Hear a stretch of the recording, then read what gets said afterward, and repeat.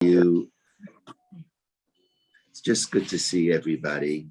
And today I want to do something, at least in presentation, a little bit different. I'd like to talk for about 15 or 20 minutes. And I want to discuss one of the most famous sentences in the Torah. Did I see Claire behind you, Phil? Yeah, I think so. Or was that another woman, Phil? No, that's Claire. There's no other woman for me. I know. Well, Claire wrote something. I think it was on some anniversary Toby and I had at the Bayit, and she famously wrote, I have traded something countries and traded. How did it go, Phil? Languages. Yeah, I've changed languages. I've changed countries. How did it go, Claire? I've changed countries, languages, husbands, but I'm not changing my rabbi. Right, there you go. Not changing. A rabbi. That's so sweet. Oh, that was So the sentence I'm thinking about is one we all know, V'ahavta l'reacha kamocha, and you shall love your neighbor as thyself. And we're talking about it because it is a sentence in the portion that we're reading this week in Parshat Kedoshim, in the Parsha which spells out how to live a holy life. And the sentence says, or the words we're discussing is V'ahavta l'reacha kamocha, and you shall love your neighbor as yourself. And then it concludes with Ani Adonai, I am the Lord. And what I'd like to do is I'd like to go through this whole sentence, these few words. It's really 3 words in Hebrew. Ahavta l'reacha kamocha. Hebrew is a much shorter language. By that I mean there are fewer words in the Hebrew language, and in just one word, one could say something that would take 3 words to say in, let's say, other languages like English. Take the word the or hafta. That's 1 word in Hebrew. And in English, the or hafta, there's a conjunctive. An English conjunctive is in a Hebrew prefix. So the means and. That's it's not a separate word. Or hafta and love, but and you shall love, and you shall love, and you shall love. 4 words in the English. And you, that's 6 letters. Shall, another 5, 11. Love, 15. 15 letters, 4 words, and you shall love. In the Hebrew, it's 1 word and 5 letters. It's extraordinary. 1 word and 5 letters. That must have some significance as well. And you shall love, then lireacha, the same thing, your neighbor. And actually the Hebrew is 1 word again, your neighbor, 2 words. Kamocha, as yourself. And in Hebrew, it's 1 word. So I want to break it down, and I want to take it from the beginning. Let's take a look at the word ohafta, and you shall love. Now, the key to understanding the word the ohafta is to look at the middle letters. As I mentioned, there are prefix letters. And the is a conjunctive, the ta is you, is a prefix. We're left with ohav, to love. And when one looks at the word ohav, whenever you see the letters aleph, taf, nun, yud, it could, look, ohav is part of the word, there is no doubt about it. But the aleph, whenever you see an aleph at the beginning of the Hebrew word, it's quite possible that it offers the idea that this is a future connotation. So when we look at those 5 letters, v'ahavta, the letters that jump out after we push aside the conjunctive, which is the prefix, the suffix, which is you, the ta, and the 3 letters in the middle, and you push aside the aleph for reasons I just mentioned, we're left with hey, vet. And there are commentaries who say that there are foreign words to Hebrew which became almost part of the Hebrew language and are part of biblical terminology. And the 2 letters that are left, hey, vet, in the Talmud, those 2 letters, which can be pronounced hav, you could all say it to yourselves. Let's all say it, hav. Hav means, in the Aramaic, it means to give, to give. And that is a critical point. Love, because the mandate is, and you shall love your neighbor as yourself. So the mandate is, the v'ahavta, have really means, and you shall love your neighbor and as yourself, but and you shall give to your neighbor as yourself. Let me back up for a moment, something that I've mentioned many times and we've spoken about. Love involves 2 subjects. There is a giver and there is a receiver. In fact, we in our own lives, we can be people who give, or we can be people who receive. And what I believe the Bible is saying, the Torah is saying, this important teaching is saying, is that the essence of love is to give of oneself to the other, to give in action. And there is a beautiful piece written by Rabbi Elijah Dessler, who lived in the middle of the 20th century. He taught in Israel, in Panovich, and he wrote a magnificent essay, which has been translated, called Kuntras HaChesed, the letter about kindness. And he spends a lot of time about love. And he first maps out that there is a giver and there is a receiver. And then he says that the essence of love is to give of oneself to the other. And then he adds, and it's not that one gives to whom one loves. Follow for a moment. Let's all think about that. It's not that I first love you and then I give to you. While that is very possible, of course, the other direction is also possible. I give to you, and from giving to you, I love you. And he then adds, the more I give to you, the more I love you. Now, he enters into a deep discussion as to exactly what does that mean. And when we open this up, I'd love to hear from you, but there's a lot of truth to that. There's a lot of truth to both sides. It is true, I love you, and therefore I give to you. But it's also true that the more I give to you, then the more I love you as well. You all know my father's story. Sometimes I meet people and they say to me, oh, I was in the Bayit, and I only remember 2 things. The first thing I remember is not any of your talks, but I remember the hug. The hug was very important. It's a process of giving. And they always remember the story I tell about my father, which Toby says I take too long to tell, but that's a rabbi, you know. But when my parents were coming in, you all remember, right?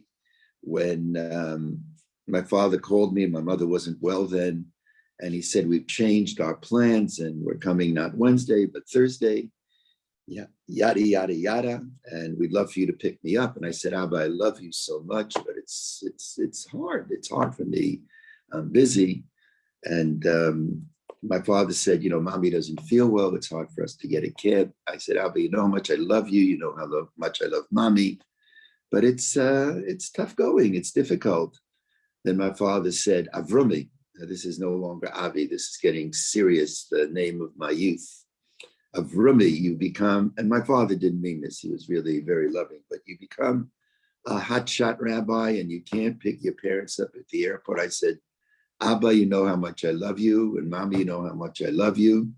It's difficult. And my father responded and he said, Avrami, don't love me so much. Just pick me up at the airport.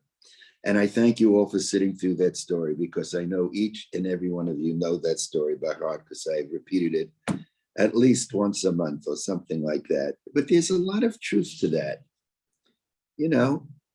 Love is not just in the words. Love is in what we do. As a matter of fact, this is a commandment. How can you command love? Love is an emotion. Love is a feeling. You can't command the feeling. But you can command an action. And from the action, the feeling may come. Now, I want to add something just to that thought. And what I wanted to add is that I've come to understand, especially in recent years, that while this is very personal, fully recognize the importance of giving in love, knowing how to receive is an art. There is an art to receiving love, and receiving is very, very important. There's an art to receiving. There's an art to, I think, learning how to make a request in order to receive. There's an art to knowing how to say 2 words. I'm talking to myself and letting you listen, that we often forget to say to people who mean the most to us. There's an art to receiving. When one is on the receiving end, it's a moment that is fraught sometimes with anxiety, because when one is receiving, one is vulnerable. You're vulnerable. Will the other be able to help me? And in vulnerability, there's real exposure. One is not sure. And what I've learned over time is certainly as getting older, that one has to learn how to receive graciously. Receiving is lo pashut, especially all of you. You're all givers. And when we get to the point in our lives that we have to receive in order to move on, not that we didn't need to receive when in our younger years, there's an art. There's an art to knowing how to receive. As it says in the book of ethics, Pirkei Avot, it says the first Mishnah in this book of ethics, Moshe kibel Torah miSinai. Moshe received the Torah from Sinai. And that was the epitome of receiving. He was receiving the Torah, and knowing how to receive is crucial. So that's what I wanted to say about the word v'ohavta, and you shall love. You shall love is the recognition that giving is the cornerstone. And sometimes in love, one of the tests of love is, I love you so much, I have a need to give to you. I remember I was in Rabbi Soloveitchik's class back in the 60s when he lost, in very short order, he lost his brother, Reb Shmuel, Dr. Samuel Soloveitchik, and then he lost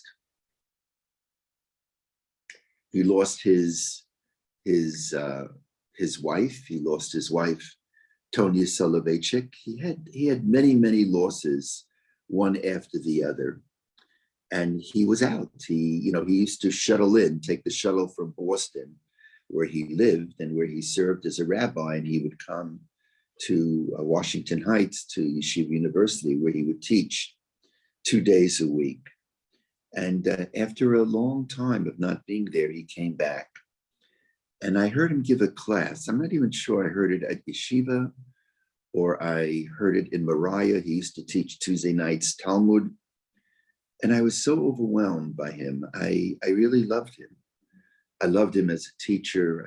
I loved the way he thought, his creativity. When I was younger, I didn't appreciate him as much as a student as I did once becoming a rabbi and sitting with him. And I wrote him a letter. And I said, "Dear Rebbe, I so much love seeing you back and teaching, and God bless you, and always know that this is your humble student, Davi, who loves you." Now, in the Brisker world, you don't use the word love so lightly. That's not a word which was used. And I saw him afterwards, and he was very gracious, and he said, "Thank you for the letter, thank you for writing, but there was no need for writing to me." This was the rub. They were people, the brisk people of action. So I said, "Rebbe, I wrote the letter for you, but I must admit I wrote it for myself. I had a need to say thank you. I had a need to say thank you, thank you, thank you." And he was a man of a few words, and frankly, he seldom told me, "Good, you did a good thing," but he did say to me then, "I hear that. That's a good thought." Okay, but that's v'ahavta, and you shall love. The cornerstone is giving, even though built into that is perhaps another cornerstone, and that is the art of receiving. Let's move to the second word, lire'acha. What does lire'acha mean? Well, let's look at that word. The lamed is the prefix. The lamed is two. It's interesting, there's no separate word et. The cha is the suffix, your. So we are left with two letters, the letters resh ayin. And we know resh ayin means ra. There's tov, tetvavet, good. And then there is ra. Ra is bad, evil. And it's fascinating that the word used, the subject used, here it's the object, but the subject, and maybe that's the whole point, because a human being should never be an object.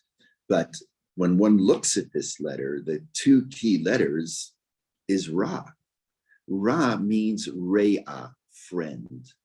But one could vowelize, or more fancy terminology, one could vocalize, which means putting in the dots into the word Re'a, Resh Ayin, differently. Resh Ayin is, of course, as many of you know, the word Ra. Bad, evil. Wait a minute. That's the best you can do? The best you can do is for the word friend? You can't find a better word. That Re'a comes from the word Ra, which means bad, which means evil. Ma holechkan, ma pitom. How could this be? As a matter of fact, that is the word for beloved, which is used under the chuppah. Under the chuppah.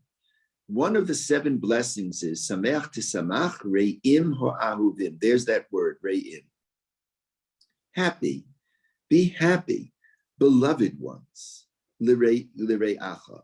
Now, I could turn to Phil, who of course has been in Opan, Phil and Claire, and you can give me many words for friend. There, Linda, right? You're going to be in Israel in a few hours. I must say, Linda, I'm jealous of you and your husband. You're going to be in Israel. So in Israel, my son is telling me, my son Dovi, he says he's in Tel Aviv and he feels like, wow, he's, and he's a universalist, a scholar. And he says, I don't know, I feel so at home in Tel Aviv. It's everything is achi. Wherever you're walking, when they say hello, they say achi. Everything is achi. And that's generic to man, to woman. Hey, achi. I guess it's not a feminist thing, but it's achi. Everything is, we're brothers, we're sisters, we're all in this together. He'd walk into the pizza store, he'd walk into the pick up a newspaper. Hey, Yossi, Dove, everything. You really feel you're in a larger Jewish family. So use v'ahavta lechavercha, lechavereich. Use the word chaver, use the word amit. There's a lot of words you can use. What are we using the word lireyacha, which has at its root, we're always looking for the root of a word. It doesn't have the best connotation. So open your hearts for this thought. What is the test of love? The test of love is not how I love you when I see the good in you. But the test of love is, can I love you even when I see that there's something wrong? I see an imperfection. When I used to teach at Stern, which is the sister school of Yeshiva University, some of the students would sometimes, they would introduce me to their husbands-to-be. And then when I have a chance to talk to them, if I knew them well, the student would get into the good points about her chatan. And if I could, you have to be very hesitant. I said, well, are there any flaws? No flaws. He's perfection, absolutely perfection. And if I'd have a chance, I would say something like, I think if you're in love with somebody who is perfect, then I don't know if that's love or infatuation. Real love is, I see the weakness, and notwithstanding the weakness, I could still love you. That's real love. Yes, love is I love you even when I disagree with you. Love is not only loving when I agree with you, but when I disagree with you. I love sports. Sports is my relaxation. Let's say you're playing basketball, Arnie, and a rookie is brought in, and the rookie can't spielen, he can't play, or football, which is a bit of a violent game. Quarterback sees a new cornerback, a rookie cornerback coming in. What does he immediately do, the quarterback? He exploits the weakness of the other side, of the newcomer. A person is injured in a sports event, and the coach has no choice but to put the injured person in. There was a story about a pitcher who this is a true story in the major leagues for those who enjoy baseball. He was an excellent pitcher and was in a hunting accident where he shot himself in the leg, and I believe he lost his leg, and they had to put in a prosthesis. And when he finally, after many years, he got to the mound and he pitched the ball, what did the other team do? They bunted. They were exploiting his weakness. I'd like to think that's the last thing one should want to do. What? To take a weakness of another human being and to exploit it? How could you do that? That's what's being said here. V'ahavta lireacha. So if v'ahavta is teaching us, the key letter is hav. The cornerstone is to give from the action. Don't love me so much, pick me up at the airport. And learning the art of receiving. Lireacha, it's, I see the Ra. Toby sees so many flaws, but I know she loves me. I want to say something about love. Love is not only I love you, but love is so deep. My love is so deep for you that I know you love me. I want to repeat that. Love is such a beautiful emotion that when it's really working, it's not just that I love you so much that I just know you love me. I know there are hands up, but let me just go another 5 minutes. And the third word is Kamocha. Love another as thyself. Just a thought on that, because how can one love another as much as we love oneself? There's an expression, the rabbis use the expression, Adam karov la'atzmo. A person, woman, man, is closest to herself or himself. Kamocha. Most people, when they see situations, they ask, what's in it for me? How will I benefit or not benefit? Kamocha. But I'd like to see it a little bit differently. I mean, how can one love another like one loves oneself? And the basic truth, which I think we all know, we've all learned as we continue our journey in life, when I see people are struggling to find their barshert, they're struggling to find their spouse, they're struggling to find their partner. Many times, not all of the times, the struggle to find another has a lot to do with the struggle to find oneself. Now, no one should be narcissistic. That's not a good thing, but often it is the case that it's very difficult to love another if I don't love myself. I have to have a sense of myself, a love of myself in a humble way in order to love another. So let's just review. The ohavta, the key letters there are hav, which means to give. That's the cornerstone and the art of receiving, the art of giving. Lireacha, I love you, my friend. I may not articulate this, but even if I see the weakness, can I build what I call boundaries around the weakness? I'm involved now in a situation where a family is so split. You know, they don't talk to each other. They're not, whatever it is. There was a falling out.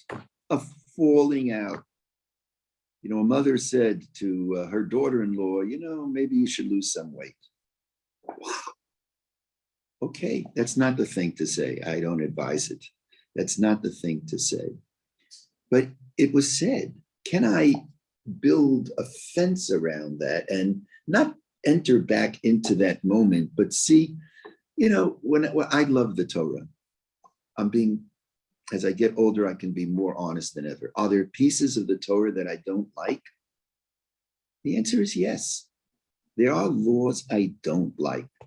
There are personal status laws that I don't like. I don't like the laws of mamzerut. I don't like the laws that a divorcee can't marry a kohen. I don't like, we just learned it in the daf, the laws of Eved Kanani. Thank God there is no such thing as slaves. But in the Torah, it existed. I don't like to use the English word slave because it's hard for me to see it that way. But what do? The Torah, and who am I to judge? I mean, there are others who may understand it deeper than I do. I understand it on a certain level, on not such a high level. But 90%, it's beautiful. Are there pieces of Judaism that we do that I don't like? Of course, there are pieces of Judaism that I may not care for. But, you know, you got to look at the whole picture. And so when I'm interacting with a friend, when I'm interacting with my beloved, okay, it's like one student said to me, you know, I like this guy, but I don't like the way he wore his hat. Really? You don't like the way he put on his hat? I mean, that's an extreme exaggeration nonsense. But lireyacha, even though I see the weakness, I love you. I still love you like mad. And kamocha, love starts with the self. Now, when human emotions, it's not smart to speak in absolutes, and I don't mean it because I think another's love can bring out the best in myself. But I'm saying, normatively, love starts with an understanding of the self. Often people can't find the other because they can't find themselves. A good understanding of oneself is very often the precursor to loving the other, to loving the other. Now, I want to point out that this expression, ahavta l'reacha kamocha, love thy neighbor as thyself, it is prefaced by a vi. The vi, as I mentioned to you, is the conjunctive, which means and. We say ahavta l'reacha kamocha, love your neighbor as yourself, but literally, the ahavta means and you shall love. And whenever you see a conjunctive, it's very important to look at the context of the words because and means it's connected to what it said previously. And there are all kinds of sentences that precede it, but I want to touch on one, which is just a couple of words before. The words hocheach tochiach et amitecha, which means literally, hocheach tochiach et amitecha means, and you shall admonish your friend. When you see your friend doing something wrong, point it out. How do you do that? And I'd love to get, we're going to open up in just a moment or two. I'd love to get your reaction, but I don't know if there's a good way to do that without being misunderstood. It's very, very difficult. I think there is no good way of pointing out a mistake to another. But I once heard from a teacher, and I didn't understand it then, but I'm getting it now. My teacher, my Rebbe, Rabbi Aaron Soloveitchik, he was the younger brother by 15 years, a little less than the Rav. He had, even on a human level, Rabbi Aaron had a greater impact on me. He should rest in peace. A wonderful man. Hocheach tochiach. And he looked at that word and he saw that the word hocheach, he understood it from hochacha, and you shall prove. I want to back up to explain that in simple words. Hocheach tochiach could be translated, and you shall reprove, and you shall reprove your neighbor. He understood it, not and you shall reprove, and you shall prove to your neighbor what she or he can really do, the levels she or he can keep. I had two coaches in basketball. One was a JV coach and one was a varsity coach. And one coach, every time I made a mistake, which was just about every time, he once threw a, what do you call those? It was like a pole that opens the windows. He once threw it at me, purposely missed me. He always knocked us. Whenever we did, you missed a layup, 20 push-ups. I couldn't do one, but 20 push-ups. And then I had other coaches, other teachers. They wanted to help me believe in myself. And I've tried to adopt that. When talking to another, proving to the other that they have strengths, they have a light in them. And I appreciate when it's reciprocal. Who am I to, I'm the recipient of, we're in a two relationships. I, as you know, I don't like the hierarchical rabbinate at all. I like the equal rabbinate. I don't like being called Rabbi Weiss. I much prefer Avi. The playing field is even. I'm learning. And when I've made mistakes, Stanley used to say to me when, Alav Shalom, he always used to say to me when, he was really my mentor. And he said, when we would talk about how I could do better, he would always say, Rabbi, I love you. Don't take it so personal. Always said that. Always said that. Don't take it so personal. And he was really proving to me, trying to help me reach to a higher level. And that's the V'ahavta, connected to all the stuff that's written. Don't read it, reprove your neighbor. Don't read it that way, but prove to the other who they can be. One last word, look at the suffix, that is the suffix in words. Look what follows it. What follows it are the words, Ani Hashem, I am the Lord. So it really means, and you shall love your neighbor as yourself. I am the Lord. What does I am the Lord have to do with the mandate to love our neighbor as ourselves? So I have a custom. When I begin davening, I follow the position of a great halachic authority. It's called the Lavush, about 300-400 years ago, something like that. He says that when one begins to pray, one should say these words: Hare ani mikabel alai et mitzvat haborei v'ahavta L'reacha kamocha. Behold, I accept upon myself the commandment of the Lord to love my neighbor as myself. Wait a minute. There are 2 times in the Torah that the Torah says, v'ahavta, and you shall love. One time we all know is Shema Yisrael, Adonai Eloheinu, Adonai Echad, Baruch Shem Kavod Machuto Li'olam Va'ed. And then, what do we say, Vivian? V'ahavta et Adonai Elohecha. 8. V'chol levavecha, and you shall love the Lord your God. So you would think that when I'm beginning to pray to God, if I have to choose one of the 2 v'ahavtas, I shouldn't say, and I shall love my neighbor as myself, but I should quote the sentence, and I love you, God, and I love the Lord my God with all my heart, with all my soul, with all my might. Why am I beginning with the other love, and I shall love my neighbor as myself?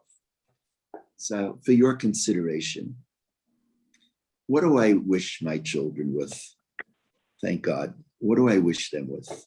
I wish them with health, of course, with long life, with nachas from the children. They should have only good. But separate from the obvious, what do I wish them? I pray that my children get along with each other. I just want them to get along with each other. I want them to love each other. Our children, they go in different directions. Okay, but can they love each other? Can they mamish love each other, notwithstanding their difference? My grandfather, my father's father, Reb David, he died penniless, and he left a spiritual will, and we should all have a spiritual will, not just a physical will. That's important too. They say those who have a physical will, when you write it, they guaranteed long life, but we should have a spiritual will. What do we spiritually, emotionally hope for our children? In his will, he also came from the Alta Haim. It wasn't writing love, love, love, but guess what? He wrote that he'd like to ask that one Saturday night a month that his children, he had 10 children, 3 died in the Shoah. He had 7 who all came to America. Father made Aliyah with my mother, but 7 were here for most of their lives. And he said, I'd like you all to come together one Saturday night a month and to enjoy each other's congeniality and exchange news about family. And my father's siblings were very, very different. My father was, as a little boy, he was a chassid with payas, literally. But we're in Bavava stock, Bavava Hasidus. But as soon as he came to America, he was influenced in Oshvenshin, as you know, which became Auschwitz. He became a Shoma Hadati, which was a big Bnei Akivnik, big religious Zionist. As soon as he came here, he cut off his payot. He became a religious Zionist. That's why he went on Aliyah at the age of 57, something like that. My mother was 55. And he had a brother who remained a Bavava, a real Bavava. And he had another one who became just left orthodoxy and was not ritually observant, not carefully ritually observant. I have memories of their getting together on Saturday nights, singing the songs of their youth, and they remained together. And that influenced me very much. I think that had a lot to do with my feeling that my larger family, the Jewish people, it's my family.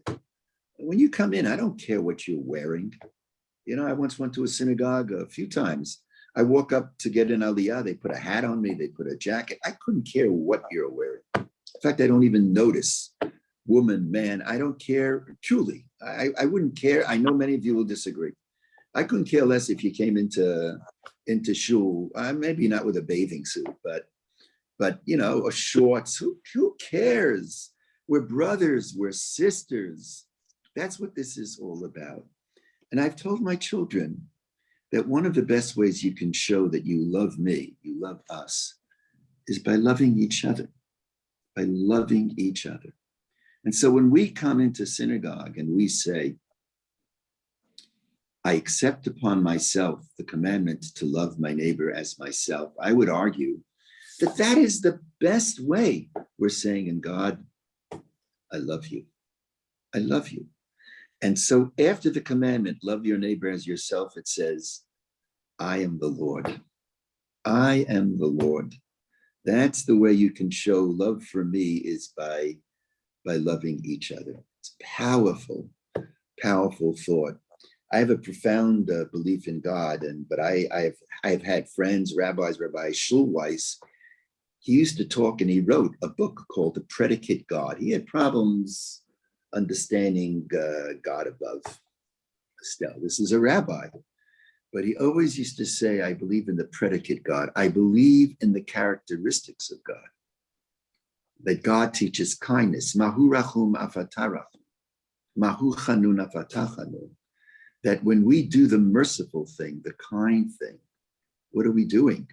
In doing the kind and merciful thing, we are following the will of God. That is an expression of belief in God. When a person does a kind thing for others, as all of you do for each other, that's God.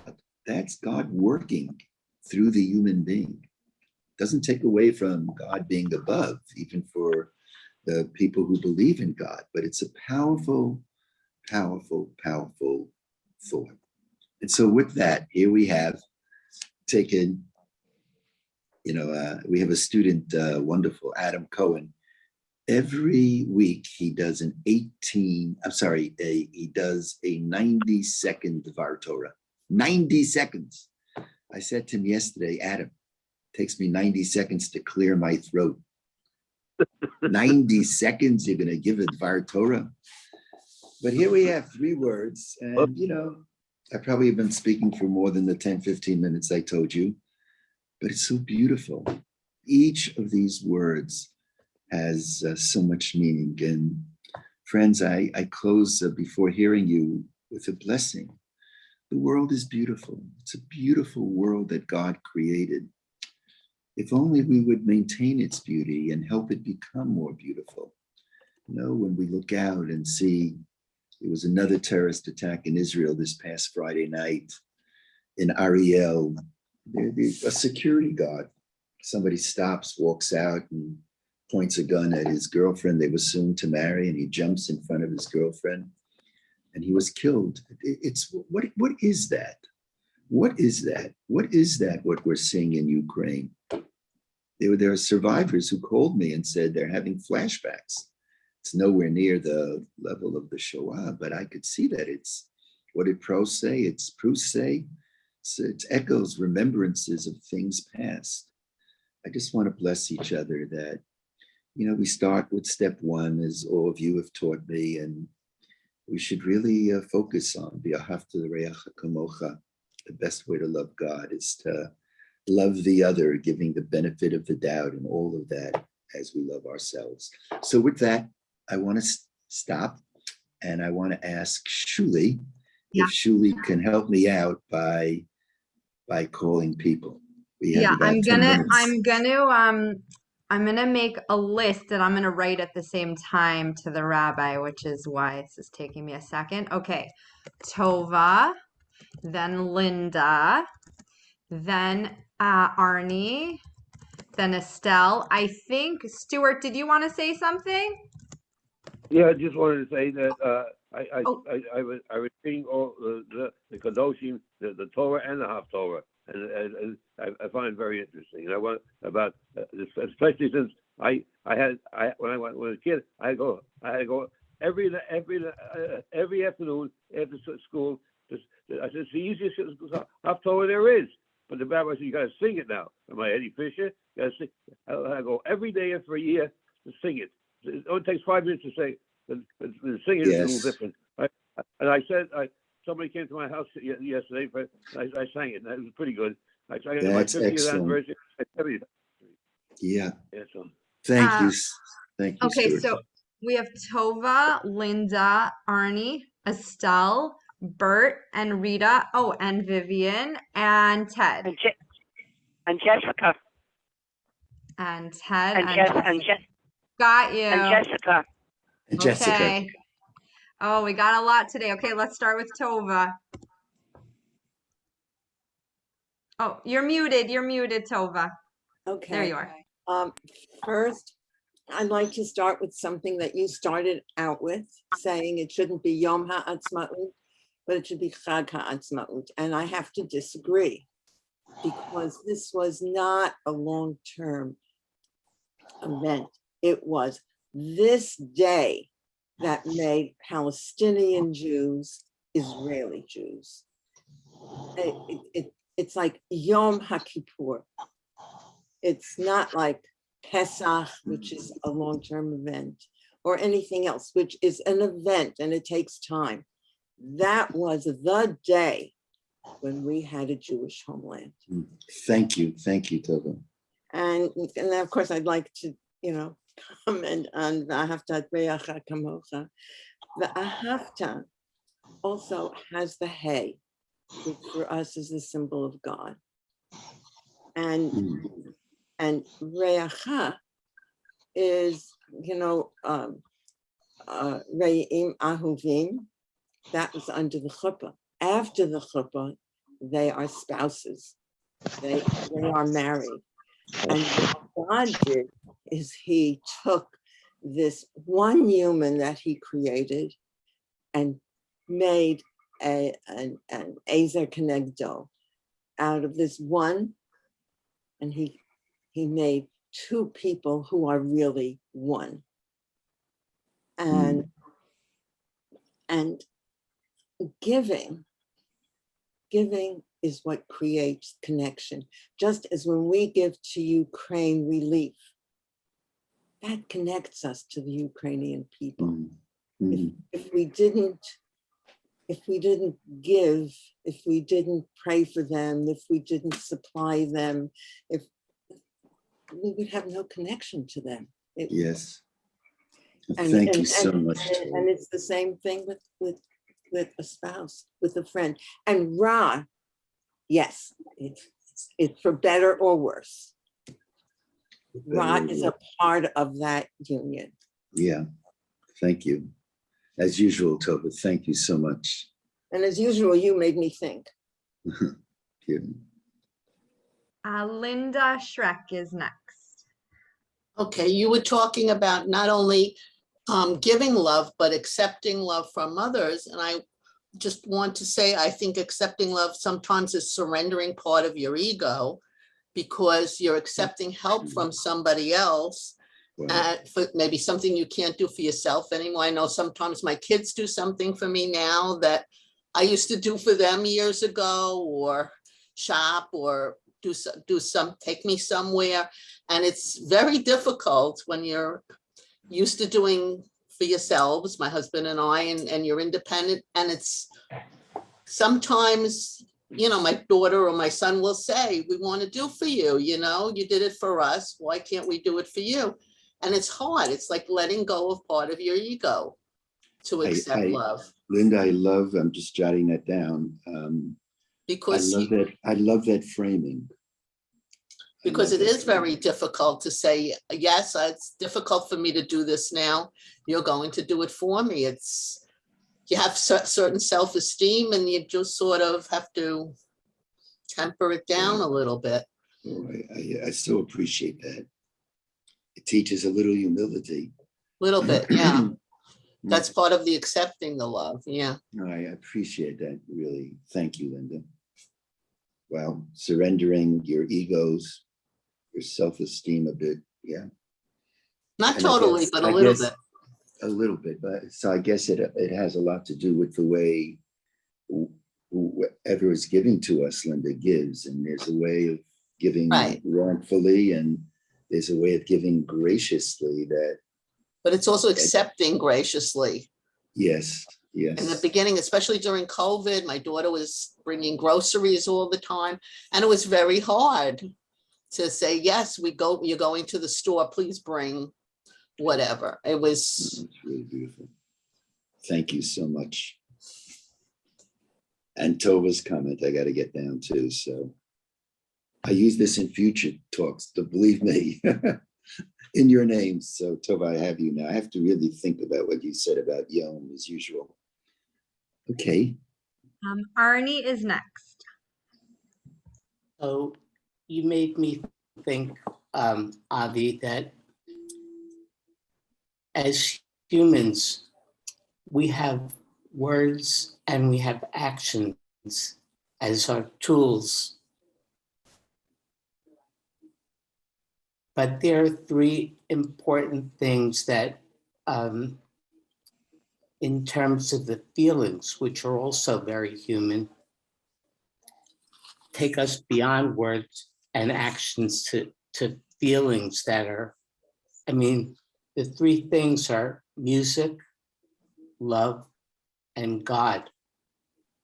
So each of those, two people can listen or can think of the same thing. You could, you and I can think of how we love our spouses, and we may have different concepts of what that love is. There may be similarities, but there may be differences. The God that I pray to and the God that you pray to may have overlap, but may be unique, separate in places. And certainly we can listen to music and it can take us to different places. Mhm. So I'm just wondering what you think about that. Yeah, I think it's a beautiful thought. I think it should just, there are some thoughts they should just hover and remain for us to think about. Yeah, very beautiful. Thank you, Arnie.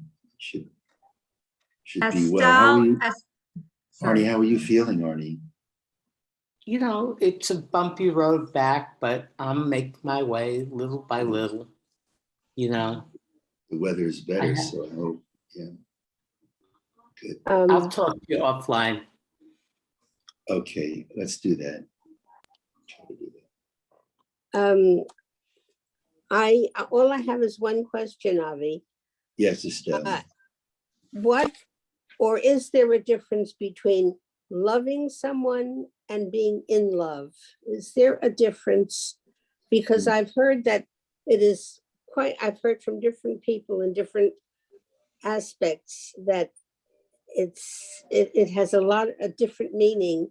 And I'd like to know what you think about it. I have to think about that. What do you think, Estelle? I I really don't have to know. think about that. Many times when you first meet somebody, oh, you love the person, but what does it mean by being in love with the person? And that's my question. You talk about love a lot, but love has many meanings. And when you're in love with something, in love with someone, what is that? And how do you differentiate between the two? Right. I'm very interested. Right. I think loving or giving. It's the first I've actually heard that distinction, and I think it's something we can all think about. It's when I've had the chance to do premarital counseling over the years, I often ask bride and groom, can you think about ingredients that make love work? And that's not in love. In love, I think, is a deep emotional something. And I don't know if you ever fall out of it if you're in love. And loving something, I always thought was rather superficial. I mean, that's my own personal, and I'm searching. I really don't know. Yeah. I mean, I actually saw it in the reverse, that loving someone is you're loving someone. And it could be what you said too, just as well, but being in love is working on that love. There's nothing like love when it works. But there's nothing as dangerous as love when it doesn't work. It could get very, very, very dangerous. In fact, it's fascinating that the word for betrothal, which in Jewish law is a very important term. You know that in Jewish law, the betrothal was 12 months before the actual marriage. When you go to a wedding, you are watching two ceremonies, not one ceremony. Two ceremonies that in Talmudic times were 1 year apart. The Daf Yomi, the daily folio, daily page of Talmud is really into this now very, very deeply. That's Erusin and Nisuin. Now, Erusin is the betrothal, and that meant that they were husband and wife. If they separated during that year, an actual a divorce was necessary. It was the real deal. Now, the word erusin is actually a Greek word. It comes from the word eros. Eros is, of course, a Greek passionate God love. of Cupid, yeah. Yeah, it's passionate love. And I remember once saying this at some kind of talk I was giving, and somebody stood up and said kavod harav. It was an Israeli. And I've learned that when an Israeli says honored anything, you're in trouble, you better duck. And this person says to me, kavod harav, don't you know that eres, maybe in Greek it means passionate love, but in Hebrew, anybody know? What does eres mean? It means poison or the venom of the snake. That's what it means, poison or the venom of the snake. I said, oh my God, there goes my lecture. I mean, there goes the talk. I'm talking, it means passionate. She's telling me it means, and then it just hit me. And in my perfect yeshivish way, I kind of faked it. And I said, oh, that's exactly what I meant. Don't you understand? Like I knew and they didn't know. I mean, this person was my teacher. I said, the greater the capacity for it to be passionate love, the greater the capacity that it could turn on its heels and it could turn into the reverse. So I asked bride and groom, what are the ingredients that make love work? And being in love means I'm in it and I got to work on it. It's not so simple. Loving someone is, and I love you. Being in love, I think, is the real avoda. It's a lot of work. May Love I is a respond? lot of work. May I respond to Estelle for a second? Yes, please, Artie. So I think one is more static than the other. I loved my wife from the minute that I met her, well, shortly thereafter. But the way I loved her in my 30s is very different than the way I loved her in my 40s and in my 70s. So if Which is somebody which, says, Johnny? Which is which, in love or love? Okay. I guess It's I've been in love it's either or. It's either or, but it's the same idea. Arnie. either or, It's- but what I was thinking is that I've been in love with my wife for decades, but the type of love that we share has Evolves. changed, has evolved. So you're distinguishing between static love and evolving love. It's a very, yeah. Well, which is which? Yeah. I think in Yeah, love, better think about it. But Yeah. there's great truth to that. in love is more of an admiring quality, I but see. loving is more of a giving. So you're agreeing with Estelle's approach. Oh, great. You know, 'cause, I mean, you can be in love with a piece of music. You can be in love with a piece of art. I You can see. be in love with a book. I see, Toby. But loving is only l'reacha kamocha. It's not my way. I'm definitely honestly questioning and asking because I've always wondered and wanted Yeah. to know. And since you brought the topic up, this was my chance to ask. Right. No, and I think Arnie and Tova, these are great thoughts. And it is true, love evolves. It evolves. If I love you today the way I loved you 20 years ago, exactly the same way, something's wrong. That's why I think maybe the moon is the symbol of romance. I mean, if Shlomo Kabach used to say, yeah, if I say to somebody I love, I'll meet you at 12 noon when the sun is at the height of the sky, it doesn't work.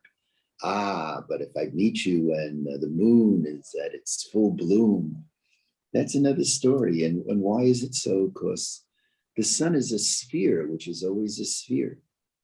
What does it say in Ecclesiastics? It says V'zarach hashemesh uvo hashemesh. The sun rises, the sun sets. Ein chadash tachat hashemesh. There's nothing new under the sun. But the moon, it gets bigger, then it gets smaller, then it disappears, and then it reappears. It's the moon, and we're not sun people. We're sun people, but we're moon people. We're moon people. We're moon people, and actually the lunar calendar is our calendar, and every month is called Chodesh. Chodesh is from the word Chadesh, Chadash, new. It's always new. I want to say something very deep. I think that there is a love that can continue even after one, God forbid, is beloved gone. I think it's another step in love. It's not a substitute, But the way of the world is nothing lasts forever. Life doesn't last forever. Love doesn't last forever. And there is love, I think, even beyond physical contact. The love continues. We should be blessed with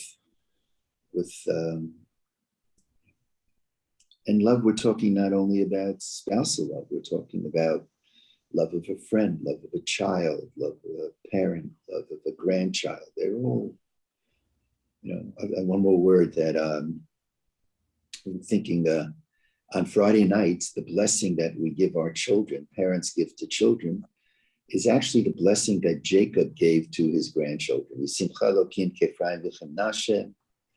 I always wondered about it. If we had to choose a blessing to give to our children, why do we give them the blessing that in the Torah a grandparent gave to a grandchild?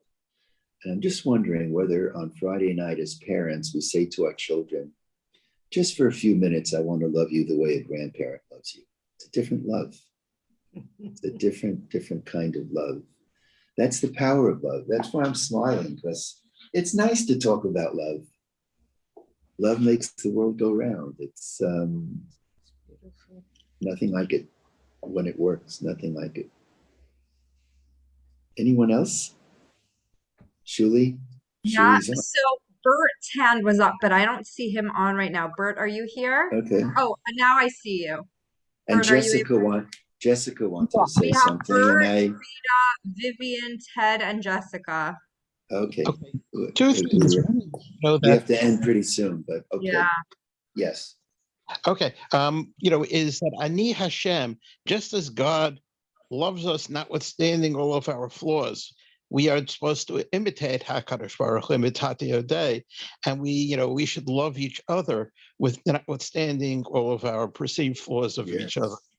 Yes. Thank you, Bert. Thank you. Okay, that was one thing. And quickly, can we have a conversation on behalf of our Chabura about something? I lead a halacha Chabura, and there's something that you were uniquely qualified to help us out with. Okay. Offline, let's do that, Bert. Okay, thank you. Okay. Oh, be my pleasure. B'simcha. With great joy. Next is Rita. Is she still on? I'm looking. Rita, are you here? We see if Rita's here. I don't see her, so I guess we're going to go Right. on to Vivian. Right. Okay, I'm very happy that everyone is focusing on the future, because my comment is about that letter Vav that precedes Va'ahavta. And we have translated and that's okay for English, but actually, grammatically, it is the Vav HaMahapechet the vav that changes the past to the future.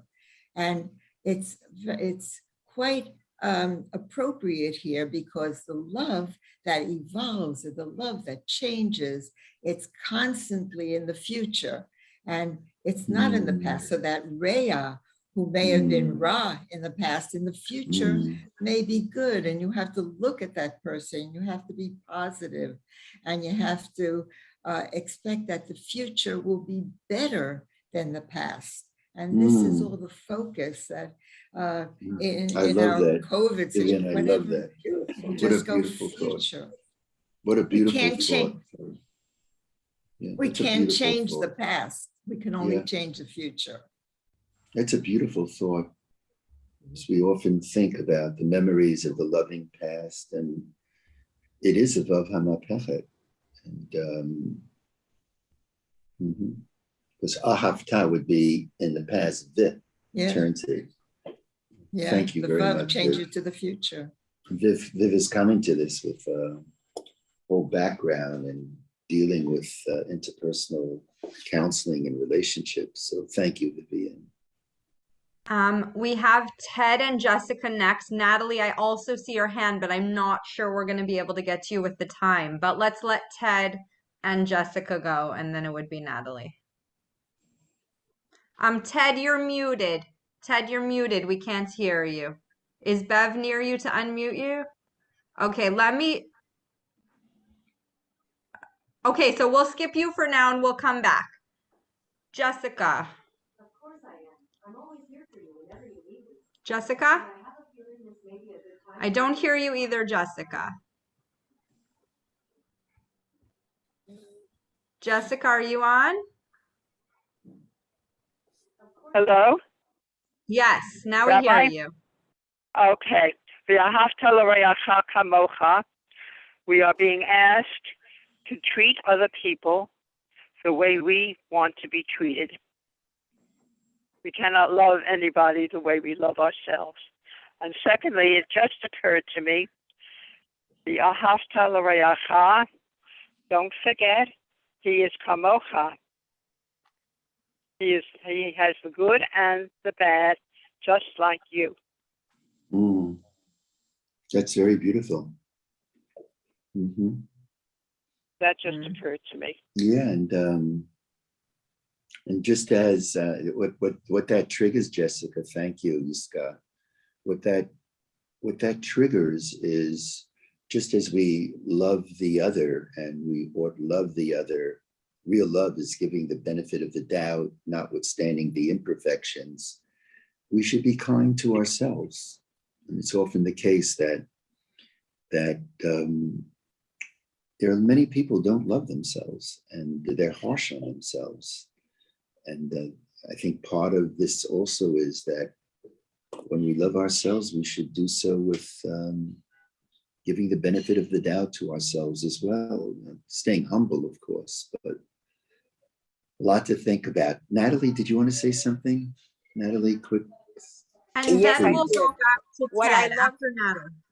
Ted's going to have What the I last love- word. Acharon, acharon. What I love about the Torah is that it has taught people, given them directions how to live a good and decent life and a civilized life. And I don't want to dwell on the word love or not love. It's how you treat other people and how, if you have a civilization that respects people's rights, that's what the Torah has taught us. It is civilized people. And that's what I love about it. And I don't Thank want to you. dwell on the word love or not love. It's the way you behave.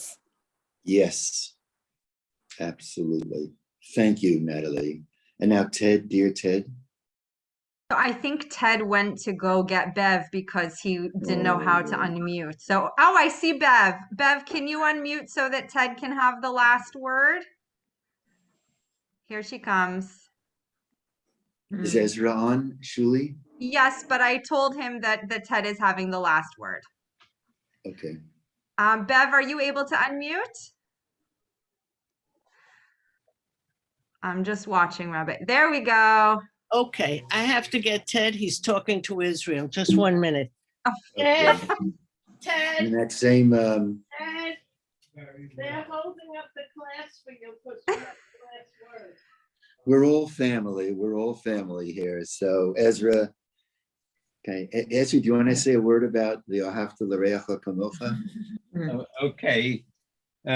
Frankly, Okay, I feel bad about delaying things. Just a couple of things. There is an American song, Nature Boy.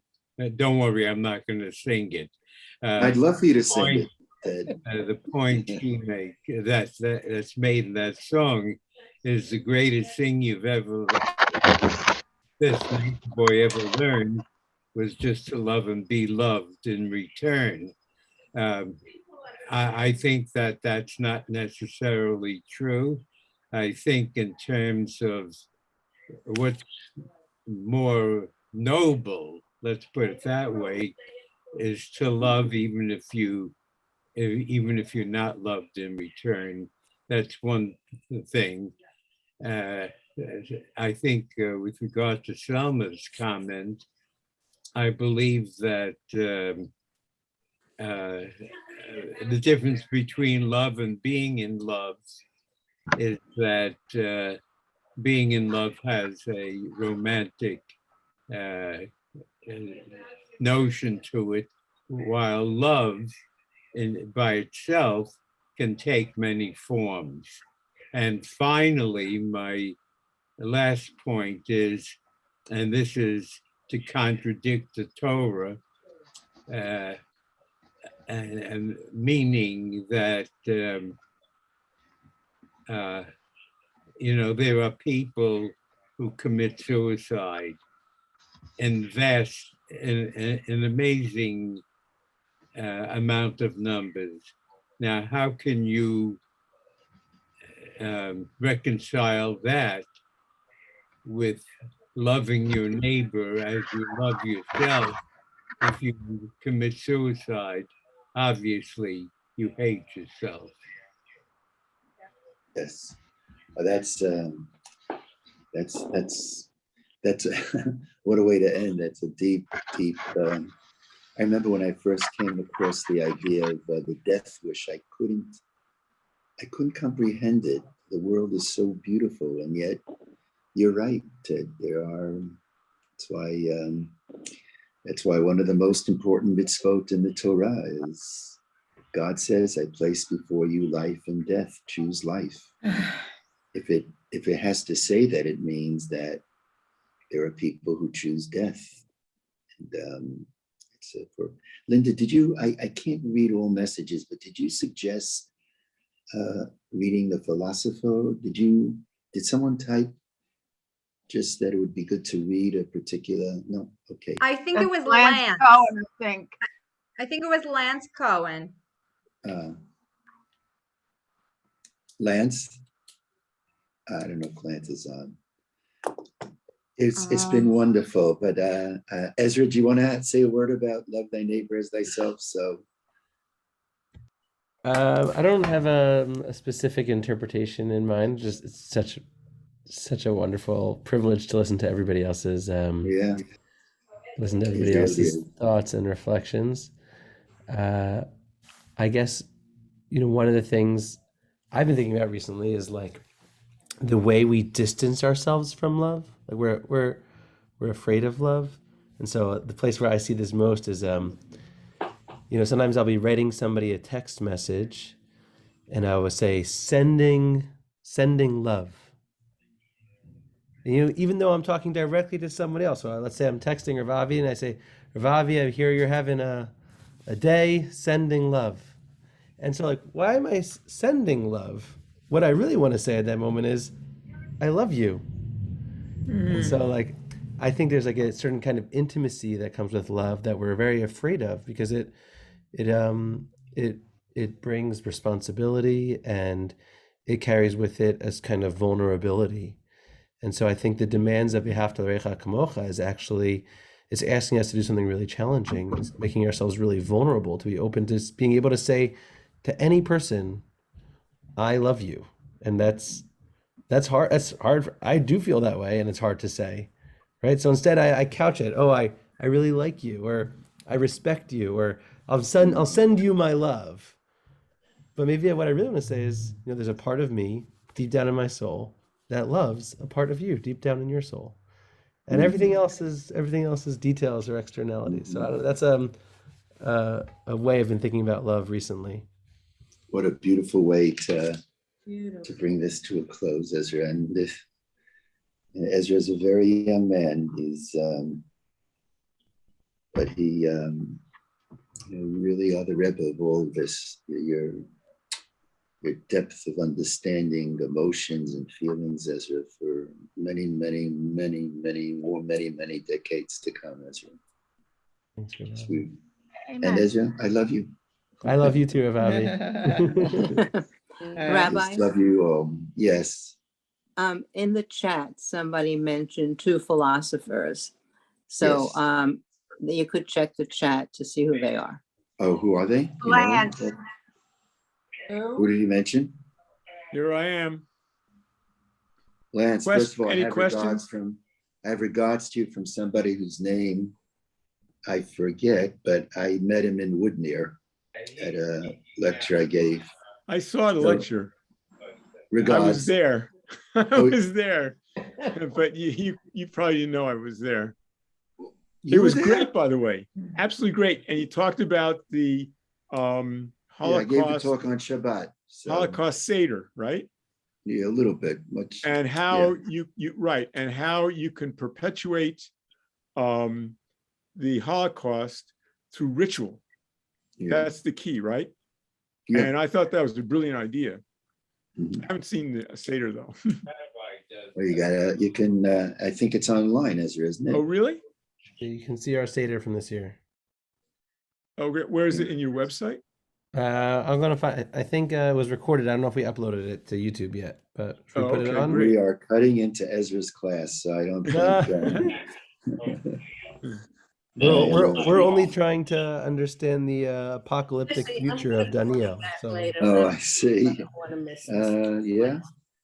Thing. Anyways, I love you all, and I think everybody wants to join in. Wish Linda a safe journey, safe flight, and enjoy Israel. We hope to join you there in a week or two. So, just all my blessings and love to everyone. Feel better, Fern, and Ruby, my Ruby, feel better, and all my blessings. Lance, take care. Rabbi, are you staying at the Inn Ball? No, we stay at our daughter, or we'll. Oh, that's great. Because we stayed with you once in Jerusalem at the Inn Ball. You probably don't remember. Yeah, we actually came back on El Al with you, but I didn't see you until we landed. I didn't realize you were on the plane. It was very funny. Right. Anyway, I'm delighted blessings. you can go. Thank you. Love to but the class, Tuesday's class, that stays. Love is eternal. I wish. Bye. Love you all. Yes, you always. all right, we'll give everyone a few minutes to